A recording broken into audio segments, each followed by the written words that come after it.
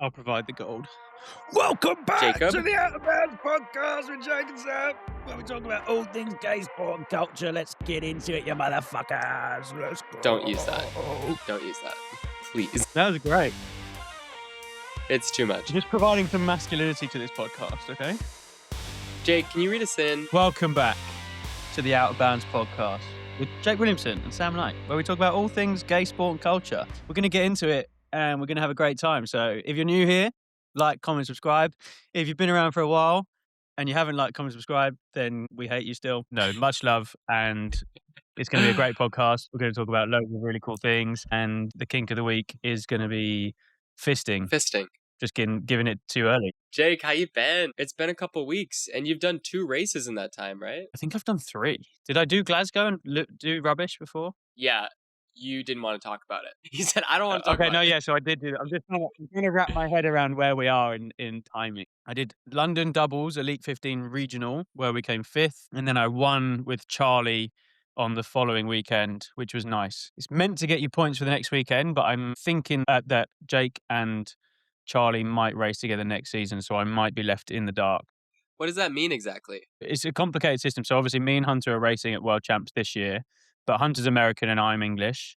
So next season you have to race with someone with the same passport or same nationality. So I have to race with someone from, I'm not sure whether it's the UK or just England, but England to be safe. So you have to accrue points and you get points by winning. So if you win, you get 105 points and you have to do, it's your average of 3 that puts you into rankings. So ideally you would get 315 points. There is a few other nuances. If you win a major, you get like 109 points, so it puts you further up the ranking, which means you need to find a partner for next season. But there's a bit of politics involved. So, I mean, it's tough. Like, I'm friends with all of them. So Yeah. hopefully, I mean, I personally think I'm the best out of all 3 in the doubles format. So I should be the most desirable. But, you know, it's What are you going to life do? doesn't always give you handouts, Sam. So we'll That's see what true. happens. I'm just going to let my racing do the talking. Like, if you look at the rankings, I think I'm in like the top 15 times, like 3 or 4 times now. So Yeah. it kind of speaks for itself. So hopefully they obviously want to race with me, but they've chosen to race Warsaw together, which means I probably wasn't going to race anyway, to be fair, or I would have done and just raced for fun. So I've already qualified this season. I am going out to Malibu in 4 weeks. So all eyes on Stockholm now. So I've got 10 weeks to get crazy fit and hopefully become world champion. And I bought a house. Fit. Wait, tell me about that. Bought a house, Sam. We had an offer accepted today. Oh my God. So do you have to do like the inspection? Does it work in the same way that it does in the United States? Everything. Surveys and the surveys and everything. I kind of just want Paul to do it all for me, to be honest. I think that probably will happen. He's a bit more like hands-on than I am. But in the US, I mean, state by state, things can definitely like still fall through even after you've had an accepted offer. Is that the same in the UK, or is it like as soon as there's an accepted offer? Yeah, it's probably more.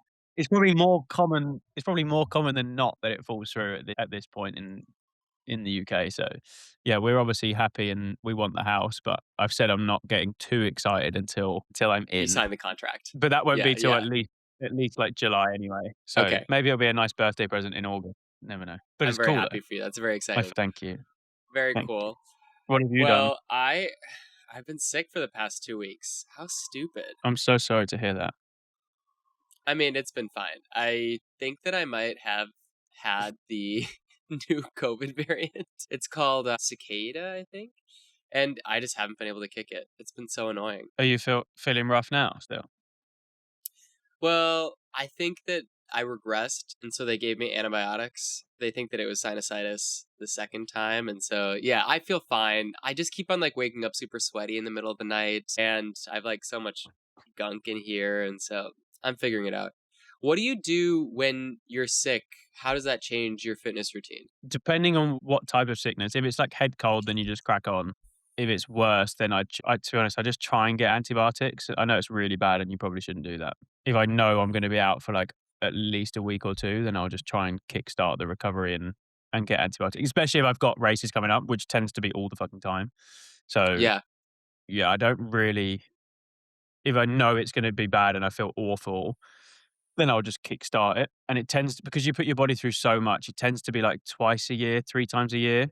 And it's always Yeah. typical that it comes up just before a competition as well. So I mean, yeah. stress seems to exacerbate that so much. Yeah, exactly. And your body doesn't know the difference between like physical stress and like your mental stress as well. So you put both on top of each other and your body kind of just crashes. Like if you feel the pressure from the race mentally and then you're also training really, really hard physically. And in the UK, the weather's not great. So you've kind of just got a bit of a catalyst for getting sick. Whereas when you're out somewhere in like Australia or Malibu or whatever training, then the chances of getting sick are a little bit lower. Yeah. It's interesting. I generally try and give myself a little bit of a break if I'm sick, especially if I'm like really gross, like so much drainage and whatever. But also a little bit of like Drain. zone 2 work, never a problem, right? Except that this sickness, I would feel pretty good. I would do like a 30-minute workout that was super light. And then the next day I'd feel like I was hit by a bus. I just couldn't recover at all. And then I would wait a couple more days, think that I was okay, do the same thing, and then feel like I was Yeah. dying. Yeah, I just couldn't kick it. Kick But it rocks. really annoyed Yeah, that's me annoying. because I wanted to do quarterfinals and I just couldn't. I was too sick. But the workouts looked so fun. You're gonna do them when you feel better Yeah, and just see how you do. I think so. Yeah. I didn't do them. They were too hard for me. The workouts are kind of perfect for like non-elite athletes. You know, like they're not super heavy strength. They're all just a little bit more skill based. They're kind of fun. I like them. I just don't have like the overhead strength and my squat form is just terrible at the moment because I've raced quite a lot. I'm quite tight, so I just can't really get into those deep squat positions. But it's no big deal. I just didn't enter. I just didn't go through with it. But maybe I'll do some of the workouts in the future. You want to do the workouts with me when you come in April? Shall I? Yeah, okay. That makes sense. I think it'd be fun. At least one or two of them. Yeah, we need to pick. I'll Yeah. pick the ones that I can actually do. I wanted to ask you, you put on your story that you're considering doing a half Ironman. Yeah. You want to do it? Are you seriously considering that? Can you even swim? No, I'm doing a full next year. I'm not doing a half this year. Why are you? You're going straight. Have you done a half? Have you done a half? I've done a half. Yeah. Oh, you have. How did you do? Not well. I'm not meant to go that distance. It is so far. I don't know how you're gonna. I would never do a full. I don't think. I just That's want to just do one. so far. The bike is the problem for me. It hurts my butt. It hurts my knees. The run and the swim are fine. I think I'll be okay. But yeah, the full. That's what's it? 180 kilometers for a full. Something like that. I don't know kilometers. But I don't know. I mean, I feel like 110 miles, maybe. what I would be worried about for you is that you're so used to pushing intensity. And for something like a half Ironman, you have to pull the intensity back. Otherwise, you hurt yourself or you burn out or whatever. I mean, okay, whatever you Nah. say. It's like you a should four do and a it half right in the hour middle of your workout. season, Jake. Do it. No, I'm doing it post season. It's a 4.5 hour workout. No, it's a little bit longer than that for your first one usually, but it's a 4.5 hour workout, and then it's all monostructural. So it's just a lot of the same thing on your body over and over and over again. I think I'll be okay. But I'm probably gonna do Zell MZ Sunday the 30th of August. Yeah, I just need to get in. Anyone got a ticket? Because I think it's sold out. But yeah, I'm gonna do that. I think. Jake, you're crazy. Do you want to introduce the gay news? Yeah, let's go into story number 1. I'm a terrible podcast host because I haven't read any of this. Sorry, guys. Did you hear about this happening? No, not really. I've not really been online, to be fair, like reading like news and things. I've kind of just been Oh, in my own head training. So yeah, give me some. yeah, as you I should saw be. everyone putting the trans pride flags on their stories and things. So I gathered that there was some form of legislation or something that happened, which is obviously giving anti-trans or. We'll come to Oh, that. sorry, I've jumped ahead. No, that's okay. Sorry. So, I story number apologize. 1, Supreme Court guts conversion therapy bans. 2 days ago, the Supreme Court ruled 8-1 to gut Colorado's ban on conversion therapy for minors. The case was brought by a Christian counselor represented by Alliance Defending Freedom, the same religious legal group behind many of the most significant anti-LGBTQ cases of the last decade. The majority found Colorado's ban regulated speech based on viewpoint, ruling that, quote, the First Amendment stands as a shield against any effort to enforce orthodoxy in thought or speech, end quote. So interestingly enough, I actually had an acquaintance of mine message me asking if I'd share a research study that he had published on the dangers of conversion therapy like a couple days ago. And I was reading it when this decision actually came down. So firstly, just want to say thank you to Kyle Gavaluk for doing this research and reaching out to me. And then the other two authors, Dr. John Achankis, I think, and Dr. Daniel Aaron. Big thank you to y'all for doing this research because it's very, very important showing those dangers. I sent a voice memo to Dr. Aaron trying to get to the bottom of this, basically just saying, like, I generally trust the Supreme Court justices who are liberal in the United States. So if they voted against something like this, there must be a reason. And the voice note that he sent back, actually, it's incredibly smart. I think that y'all should hear it. So let's actually just play the tape really quick. Hey, Sam. We're so glad that you gave attention to our article and to the case. Conversion therapy is really terrible for LGBTQ populations, obviously. It's really shocking that two liberal justices decided to join the majority opinion here. And I think that there are at least three reasons for that. They do view therapy as speech and not as part of medical care. They even have this passage on pages 2 to 3 of their concurrence. This is Justices Kagan and Sotomayor saying that if you imagine the mirror image law, one that restricts LGBTQ affirming therapy, then if a state bans that, then that would infringe the First Amendment in the same exact way. And so what you see is this kind of conflation of banning affirming therapy with banning really harmful therapy. So the medical evidence doesn't really matter within constitutional law, it seems, which is really alarming and is very different from the way that the court 10 years ago would have assessed a state law. Traditionally, in the constitutional law setting, you look at the state's rationale and its empirical evidence for passing a law, such as a restriction on medical care. But here, the evidence doesn't matter, and we're just viewing this as pure speech unrelated to medical care, which is really odd. The second thing is these two justices are kind of known for doing some appeasement as of late. There's this war between these two justices and then Justice Jackson, who repeatedly dissents and is much more vocal about protecting minoritized groups, which we love. So go Justice Jackson, hey and if you want to learn more about that, there's a really good New York Times piece from October 2025, and it is called The Debate Dividing the Supreme Court's Liberal Justices. It doesn't surprise me that these two justices are trying to form coalitions with the conservative justices, even as the Supreme Court paints the road toward the destruction of our democracy and ongoing harm to LGBTQ populations, which is super fun. And then the last thing is I do think the administration, the federal administration, and what states are doing right now with LGBTQ populations must be coloring these two justices' choice to go along with the majority. We see lots of incursions on speech, and therefore perhaps they think that it would be good to have a robust First Amendment in this moment to oppose the federal administration and the states. There have been a number of losses at the state and federal level. For example, part of Florida's Stop Woke Act was ruled unconstitutional. That was a law that impinged on the teaching of race in schools. Just today, there was a decision invalidating some provisions that would defund NPR based on its speech. So the First Amendment appears as this bulwark, and it seems like they, maybe due to this fear state, these two justices might be trying to keep the First Amendment very broad, even when the evidence is there that conversion therapy is really harmful, and yet a state can't ban it and protect their own LGBTQ people.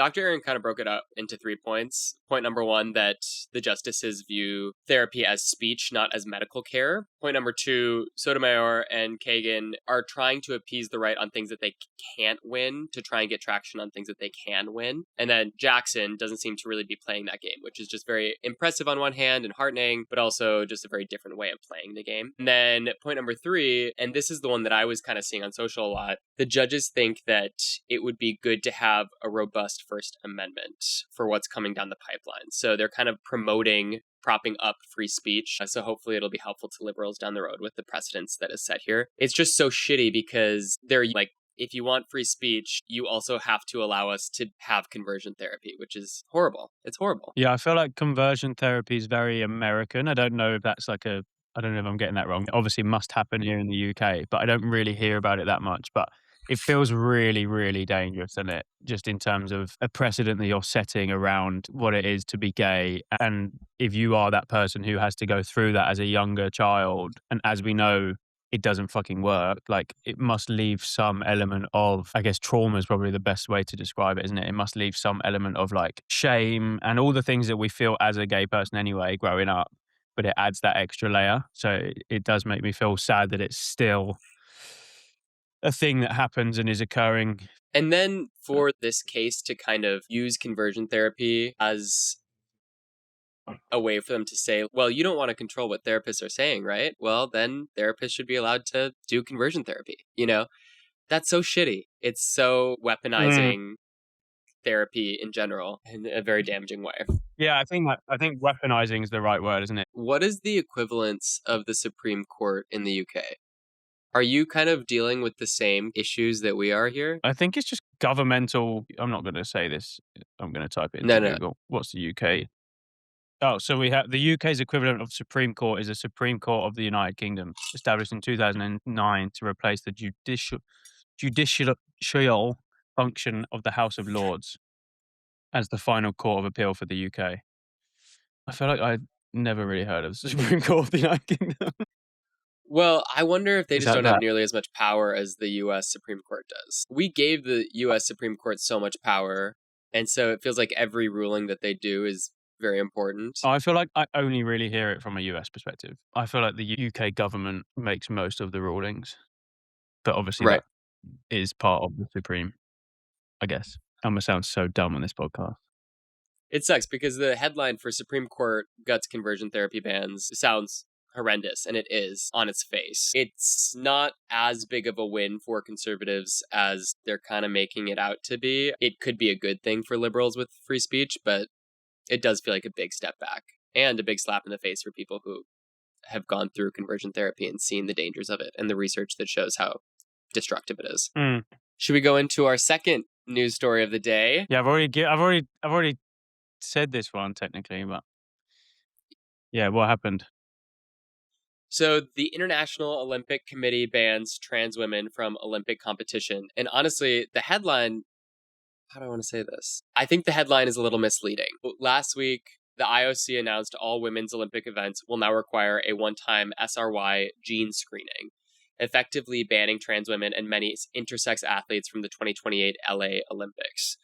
Non-binary U.S. Olympian Nikki Hiltz, assigned female at birth, competing in the women's category her entire life, responded to the news on Instagram saying this policy is so fucking stupid and is not solving a problem that exists. 0 trans women competed in the Paris Olympics. The IOC used chromosome-based testing from 1968 to 1998, then abandoned it after 30 years because it produced false positives and invasive, humiliating consequences for women, many of whom were cisgender. There's no similar process for men. In 2021, the IOC's own framework explicitly stated that trans women should not be presumed to have a competitive advantage based on sex assigned at birth, a position developed in consultation with medical, athletic, and human rights professionals.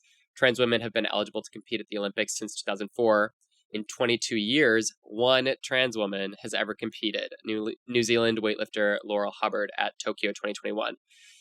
They did not medal and did not advance past their opening lifts. The IOC also partially funded a study published in the British Journal of Sports Medicine in 2024 that found trans women had worse lung functioning and lower body strength than cisgender women. Their own research contradicts their own ban. Where is your mind at with this? It feels a little bit unnecessary is the Absolutely. main thing. Like, Yeah. considering, it says one athlete has competed in a long, long time. So I think you can see why people are upset in terms of setting that precedent. I think it's a conversation which has such, like, we've spoken about it before in terms of like the percentage and population and how much it actually impacts people. This way round feels like it's just an attack. I think that's why people are getting quite their backs up a little bit around it, because it feels like an attack on transgender people. I don't know who's and why they're so obsessed. That's my biggest thing, is like, why are people so obsessed with trans people? Like, why have they got such a vendetta against it? That it's constant. It's such a small population, yet it's always the topic of conversation. Totally. There are two different conversations that are happening here. There's one about trans athletes competing at the Olympics, in which there's been one trans athlete who has done that, right? They didn't medal. There's another conversation about intersex athletes, which is defined as someone being assigned female at birth, but they have a different chromosome that says that they are actually intersex, which means that they might have some male characteristics. Yeah, there's a perfect example in Caster Semenya, who's kind of like the most famous intersex athlete, who has since been banned. I don't think that they've raced. I mean, it's got to be a good 2 Olympic cycles now, I think so. but they did essentially dominate for a period of time. But also, you look at like the times and things that have been ran since. I don't think that they're like way, way, way above the rest of the field. So there's there's been a lot of conversation around that, because they were able to compete at the highest level. I guess it's that argument of, I get like, not freedom of speech, but people are allowed and entitled to their opinions, but science works in wonderful, wonderful ways at times, doesn't it? And it gives people natural advantages in life and elsewhere. Like, you look at all elite level athletes will have some form of genetic enhancement of some kind. Absolutely. It's like saying that we're going to ban basketball players who are over 6'6". It's too Heaven, much but of an advantage. Yeah, it's, to me, the intersex conversation is just actually pretty clear. It's a physical advantage that you were born with, just like you being tall in basketball, or Michael Phelps having like big hands or whatever, you know? And so the idea that this is being weaponized feels, once again, incredibly political and so shitty. And the main people who are going to be negatively affected by this are actually cis women and women of color. It doesn't make sense that this would happen. It feels very gray area, doesn't it? Of But like, that's the thing. I actually don't think that this is gray area. If we're talking about trans women competing in women's Olympic sports, there needs to be decisions that are made around that. You know, I think that the right people with the right intentions, as we've talked about, need to come together to just decide what the rules are going to be, right? This actually does not seem that unclear to me. You're really going to use a genetic test that can have false positives, that can be incorrect, that also just puts so many women in a vulnerable position. You're going to use that as your way of determining eligibility? This one doesn't feel unclear to me. I think I meant the intersex of like Yeah. what Yeah. should Caster Semenya, for example, be competing. If they can't compete in the female, then should they be in the males? But then they wouldn't beat the men. So Yeah. that's a tough area to be like. And then at what point are you then saying, okay, we'll then have a trans male division, because they should be able to compete in some field or another. So you're expecting trans women to compete in the men's races. Is that what they're saying? Or do they just not But compete at all? but Castor is not trans. No. But I'm just saying, like, where's the, what are they, for trans people, for a trans man, are they expected to compete for in the male or in the That's what I mean. I think that it's a very different conversation for like, will trans you have to athletes then and set up intersex athletes. another division of trans athletes? I think Or do that's you what just, needs to be I have used an decided. example before. It's one of those where, like, it's unfortunate, But if you really want to transition, then maybe your career has to take a back seat and you focus on your transition rather than your career as an athlete. As harsh as that sounds, is that just the process that we're in at the moment where that's where it has to sit? Because there's not enough trans athletes to create a separate division. Right. Yeah, I don't know what the answer is for that. That's the thing. I don't think there always is one. But I think we got to talk to some trans athletes about it, though. Yeah, I agree. I agree. You want to get fisted, Sam? Have you ever been fisted? Don't lie to me. You can be honest on Have here. you? It's just between me and you. Have you? No, I don't think I could. It doesn't. It again. I mean, I feel so boring because I've not had a single one where I've been like, "Yeah, I love it."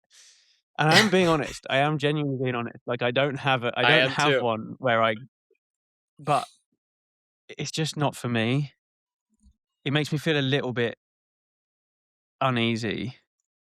Yeah. I agree. I mean, this one. I was gonna say this one out of all of them makes me feel the most uneasy. I don't know if that's necessarily true. We've talked about some. I mean, like sounding, I think probably makes me feel worse. But I mean, it's right up there. Far, though. Yeah. That's a lot. Requires serious trust and physical relaxation. I've never been relaxed a day in my life, so it's not going to work for me. You must have to take like poppers or something for that, or is it just and then like you're a gradual? killing so many brain cells. I can't kill any Do you more like brain punch cells. it, or do you I like? still can't. Isn't the tattoo a sign of? There's a tattoo, isn't there, where you get the line? Yeah, I feel like I remember hearing about that in college. That's how far up you've been up someone. Here's something. We get a lot of people who are like, y'all shouldn't be talking about this, and it's nothing about pain, and I mean, all that. Okay, I get it. So I will give a little bit of a disclaimer that says fisting communities were early pioneers of harm reduction and consent culture in sex. And I think that's important to say. It does seem like it's much more about like the trust and the physical relaxation. I'm not being funny, but and this might. Anything you say after I'm not being funny. I'm not being funny, but like, hit me. Do people just go up to bed? Do people? Okay, so a lot of the time you go to bed and then you have sex and you go to sleep. Like that's just like the way we're wired. You're telling me that you just like with your other half or partner, you're going upstairs and going to bed and be like, want to get fisted tonight? Like that surely isn't how it works. Surely it's that in my head it's like you go to like a party or like a fisting gathering or something. You know what I think is challenging about sex is that on the one hand you have sex that kind of has a product as the intention, and I think that when you're in a relationship a lot of times that is the case because like who has the time or energy? I also think that probably for like a healthy sex life, as a lot of people I'm sure will agree with me here, the other side of it of like exploration is also important, and it's hard for me to wrap my mind around that because it takes a lot of time and effort, you know? And I think probably there's a healthy dose of both. I don't think that you have to spend all of your time doing things like this. Exploring. But it probably would be healthier for someone like me to do more of that. That's my takeaway from today's kink. What do you think? You should get fisted and come back. We did say we would try the kinks, to be fair. Listen, if this is like on a spectrum right now... Wait, let me do this. If this is on a spectrum right now, I'm way over here. Fisting is over here. And I want to do like here. I'm going to work my way over here, you know? And so fisting is not in the cards for me. I don't think I could do it. I don't think it would get that wide. I don't think so either. I think I need to have surgery. That's a lot. Which they talk about. That's like a thing now. Have you heard about this? Like anal Botox? Really? To make it tight? So that, no, it helps you relax. We talk about Botox all the time on this show. You see those? Yeah. I saw some things that were like beads. I saw these two. They actually just reached out to me. And they said, will you post about this? And I said, tell them to come to me. I'll post about it. I'll tell them. I absolutely will send them your way. Yeah. pod that goes up your butt and it basically like douches for you or whatever. Yeah, stops you having to douche. I don't know. I don't quite understand the concept of it, but if it works, sure. I'll try it. I want to beat up my butt. I want to know how big the ball is, Can't be that big. It looks pretty small. Size of a fist? There was like a video. There was like a video that I saw, like an animated, Yeah. because they were in a warehouse. And then where the they ball make just them. like disintegrates after a couple of hours, right? I guess so. Or you poop it out. You haven't returned any of my thoughts on sexual exploration. Almost as if you disagree. Can I get a little feedback? Oh, no, I didn't say anything because I agreed with what you were saying. I just nodded and was like, yes, I agree. Yeah. I think it's important, but I also think, like, again, who has the time unless you And make the more time for it. lining up with your partner, libido's lining up. It's complicated. Yeah, it's not Actually, happening. that might be part of the equation that we don't bring up enough. Fist each other. Is that if you're not in a relationship and you're just like finding a hookup on Grindr or something, you're able to find someone who's horny right now. And so the idea that both of you are kind of interested in a little bit more exploration kind of makes sense. Whereas when you're in a relationship and you really gotta like lock down the exact time that both of you are very, very horny and in the same mood and like also have time. It becomes the norm, doesn't it? Like, if that's normal for you and you do that like all the time, then sweet. But you just kind of find what's normal for you, and then that becomes what works. But I think it's important to like have intervention. I think it's important to have those kind of moments where you're like, okay, this has gone too far that I'm not happy with it. If that makes sense. Like, it's gone too far that we're not having enough sex. Yeah. Or So, it's like too intervention and be like, routine, okay, or it's yeah, change it up a little bit. Mm-hmm. Yeah. I've always found those conversations to be very vulnerable because I'm a sensitive boy. And so it's hard for me to not take that personally, but the conversations are so important. It's so important to be able to have that conversation with your partner and like say like, hey, I want to try this, or I want to change this about our sex life or whatever. But like sex is vulnerable. And so it's hard to do. Yeah, I think gays probably detach the vulnerability side a little bit, I would say. Like, I feel like it's a very sexualized culture, isn't it? Whereas if you're a female, I feel like there's a lot more, like the whole losing virginity, and I feel like it's a lot more sacred. Whereas I feel like in the gay world, it's a little bit more like, fuck it. Yeah. Totally. Depending on who you are, obviously. Yeah. Interesting. Right. LGBTQ&A. Okay. Thoughts on open relationship? Oh my god. Oh my god. I can see why it works for some people. Yeah, I can see why it works. I don't think it means that you don't love your partner. I just think the communication element, and I just think it can, from what I've heard, it can get a bit messy when So I think you both have to be in a position where it's like almost, I personally would rather do it together than go and have like individual experiences separate, because that's when like communication and barriers will probably break down. So I think for me, if I was to do it, it would be with someone else, but like as in with Paul, with someone else, rather than like going away separately and doing it. I think it's interesting because it feels like if you take a step back, the people who are in closed relationships judge the open relationship people. And then the people who are in open relationships judge the closed. And you're like, girls, it can just be whatever you want it to be. I think that the huge blessing that we have is that we don't have as many constraints as our parents did in a stereotypical heteronormative relationship.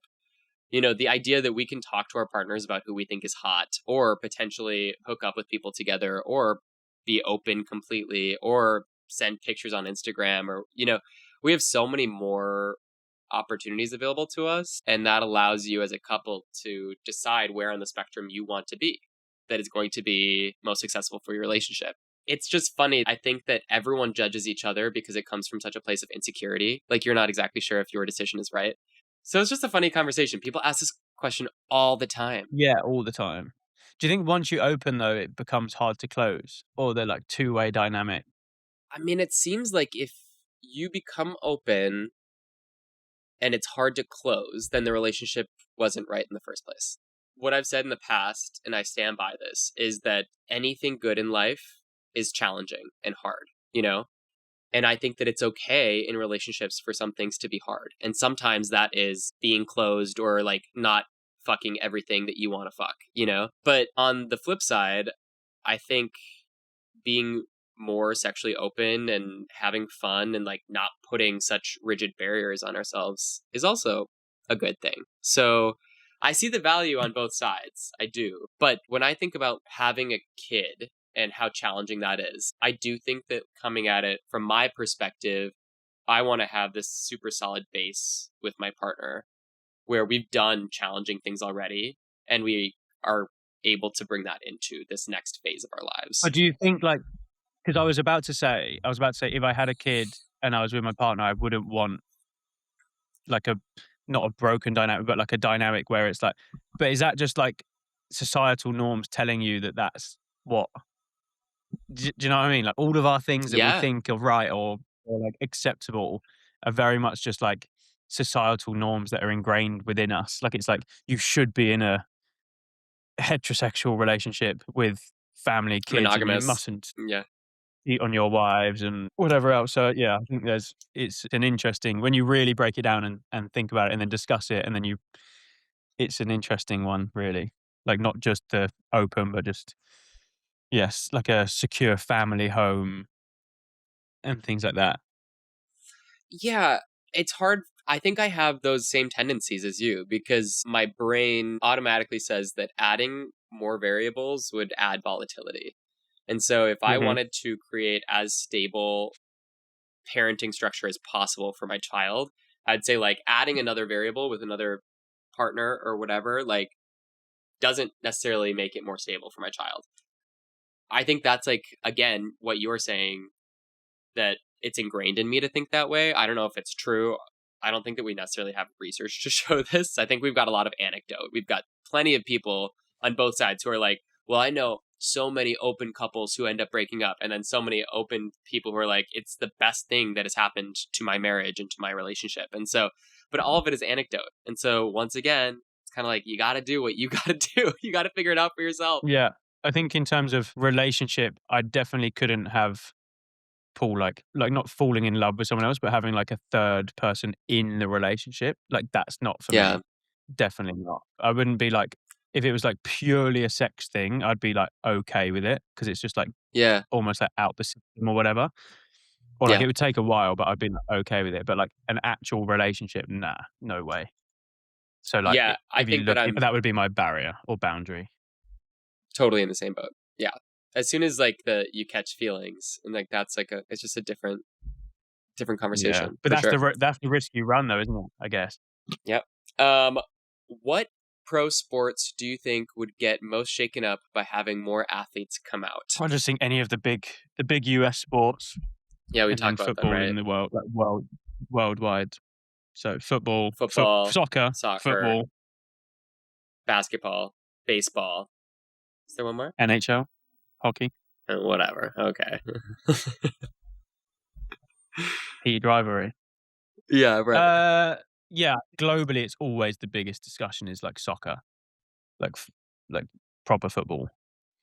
Yeah, is always the topic of conversation. Like, when's it going to come out? But just because American football is very Americanized, whereas it like soccer itself spans across so many different cultures and religions and like global fandom, whereas Americans sometimes forget that like a lot of their sports are only in America, as big as America is. Yeah. Whereas football or soccer spans across the whole world. So I think that's probably the biggest one, to be honest. What's interesting though is looking at how stereotypically masculine these sports are.